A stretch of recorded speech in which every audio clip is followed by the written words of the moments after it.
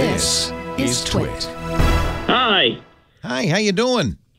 Yeah, I had a question about cell phone plans. Is it better to be on Google Project Fi and pay per data, or be on like a T-Mobile unlimited plan? Isn't that an interesting question? Yeah, the way Google does it, you pay $10 per gigabyte of data or whatever fraction. T-Mobile's unlimited plan, I understand, is unlimited, well, only in the sense that they don't throttle you until you've eaten 28 gigabytes, but that's almost a gigabyte a day. You know, the best way to figure this out would be look at your usage. You go back and look at the last few months' cell phone bills, see how much data you use. Most people, if they're not using it as their home internet, might use 2, 3, 4 gigabytes a month, right? So Google Fi, the calculation is $20 per phone. That includes voice and unlimited text, plus the data. So if you use 3 gigabytes of data, that'd be $30 or $50 total. That's less than the $70 T-Mobile charges for unlimited. So it would be a better deal for you. On the other hand, if you use more than 6 gigabytes of data, or actually if you use more than 5 gigabytes of data a month typically, then your phone bill will be $70 plus. And is it T-Mobile's 70 or 80? I can't remember. They used to be 70. They might be 80. T-Mobile's 70. 70? All right. So I guess the cutoff is 5 gigabytes of data a month. If you use more than that, T-Mobile would be a better deal.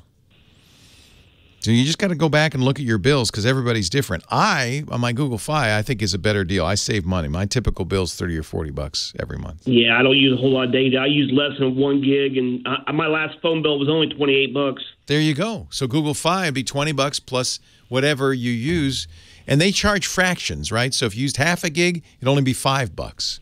So $25 for, so that I think that's a good deal. Remember, they don't charge you extra for texting. They have fairly affordable per minute call rates. I think it's a very good deal. The other thing that Google Fi does that I kind of like, they're aggregating service from a number of different carriers. So their primary service is T-Mobile. So whatever connectivity you're getting from T-Mobile, you're going to get at least that. But if T-Mobile isn't as good as Sprint in an area, they'll use Sprint instead. And if T-Mobile and Sprint aren't as good as U.S. Cellular in an area, they'll use U.S. Cellular. And this is maybe a pro or con, but whenever possible, they'll use Wi-Fi. For calling, for data, for texting, they'll use Wi-Fi. So, because that doesn't cost them anything. That's really kind of on your internet or whatever internet you're using. So, in my opinion, your connectivity is probably going to be better with Google's Fi service. Only because they're giving you, 3 different carriers you can use plus Wi-Fi. There is a downside.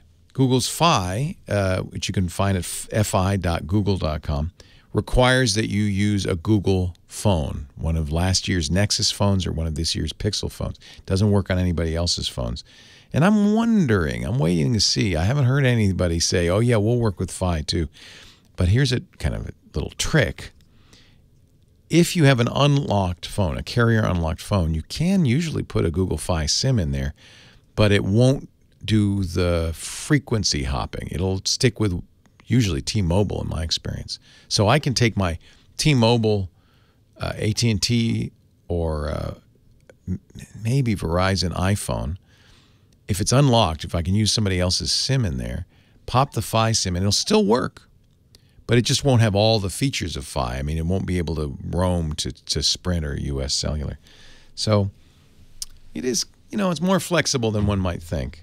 I'm a big Fi fan, and as I travel, I think Fi is going to be a good choice.